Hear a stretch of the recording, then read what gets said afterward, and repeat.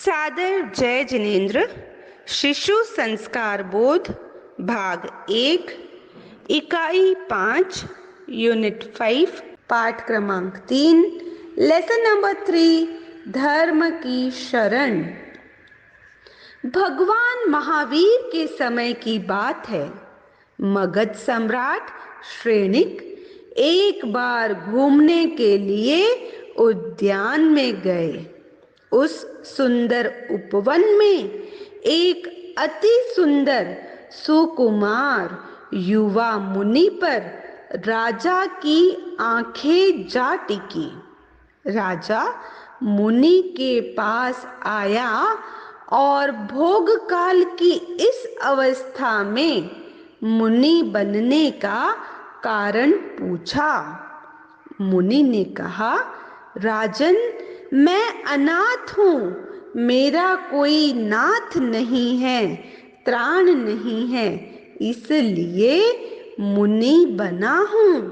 राजा जोर से हंसे और बोले, मैं आपका नाथ बनता हूँ, आप मेरे साथ चलें और सुख पूर्वक भोग भोगें। मुनि ने कहा, सम्राट, आप स्वयं अनाथ हो, फिर आप मेरे नाथ कैसे बन सकोगे? राजा को यह वाक्य तीर की तरह चुभा। उन्होंने अपनी धन संपत्ति व सत्ता का परिचय देते हुए कहा, मुने, मैं अनाथ कैसे? मुनि ने कहा, धन संपत्ति के बल पर यदि नाथ बनना संभव होता तो वैभव की कमी तो मेरे घर में भी नहीं थी। मुनि ने रहस्य उद्घाटित करते हुए कहा, मैं कौशाम्बी नगरी के सेठ का पुत्र हूँ। हमारे पास अपार धन संपदा थी। मेरा विवाह उच्च कुल में हुआ था।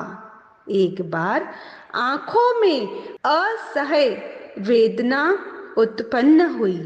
वेदना इतनी भयंकर कि उसका प्रभाव मेरे पूरे शरीर पर हो गया। इलाज में पैसा पानी की तरह बहाया। मेरे परिजनों ने मेरी वेदना पर आंसू बहाए, पर मेरी वेदना को वे नहीं बांट सके। यह थी मेरी अनाथता। यदि इस पीड़ा से मुक्त हो जाऊं तो मैं मुनि बन जाऊं। इस संकल्प के साथ मैं सो गया। चमत्कार हुआ। संकल्प की अपनी शक्ति होती है। सूर्योदय होते होते मैं स्वस्थ हो गया। माता पिता की आज्ञा लेकर मैं मुनि बन गया और सभी प्राणियों का नाथ बन गया। उन सबको मुझसे त्राण मिल गया। यह है मेरी सनाथता। राजा श्रेणिक के ज्ञान चक्षु खुले और उन्हें धर्म का बोध पाठ मिला। वे जैन धर्म के अनुयायी व भगवान महावीर के परम भक्त बन गए। उन्हें धर्म की शरण का महत्व समझ में आ गया। Lesson number 3 Refuge to Dharma. This is an incident from the time of Bhagwan Mahavir. Once, the king of Magad Shrenik went to a garden for a stroll. In that beautiful garden, king's eyes stuck upon to one very handsome young monk. King went near the monk and asked him why he has initiated himself into monkhood in this very young age full of worldly pleasures. Monk replied, King, I am an orphan. I do not have any guardian and any refuge in this world. So I became a monk. The king laughed out loudly and said, I will be your guardian. Come along with me and enjoy the worldly pleasures. Muni said, King, you yourself are an orphan, then how can you be my guardian? This sentence struck the king like an arrow. He told about his wealth and empire to monk and then asked him, Muni, how can I be an orphan? Monk said, if you want to become my guardian on the basis of your wealth, then even my family also had plenty of it. Disclosing the mystery regained, said, I am the son of a Kaushambi city's wealthy merchant. We had immense wealth and splendor. I was married in a renowned family.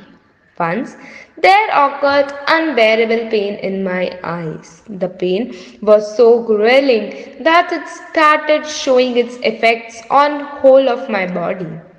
Wealth was shed like water on my treatment. My family was much upset on account of my pain, but nobody could share my pain. I utterly felt that I was just an orphan. Then I resolved, if I get cured of my pain, then I shall become a monk. I slept with that pledge. Later on, a miracle happened.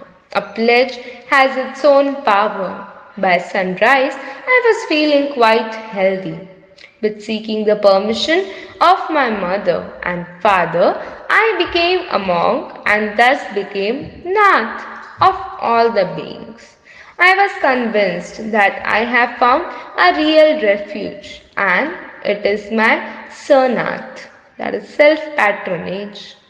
Listening him, King Shrenik's inner eyes opened, and he could get a tenor lesson of Dharma.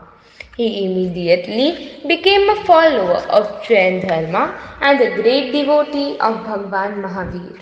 He realized that a refuse to Dharma is the real refuse to oneself. आपने जाना, धन वैभव ही सब कुछ नहीं है। संकल्प की शक्ति प्रबल होती है। धर्म की शरण ही सच्ची शरण है। You have to remember that wealth and splendor is not everything in life. The power of a firm resolve is immense. The shelter of Dharma is the real refuge, protection.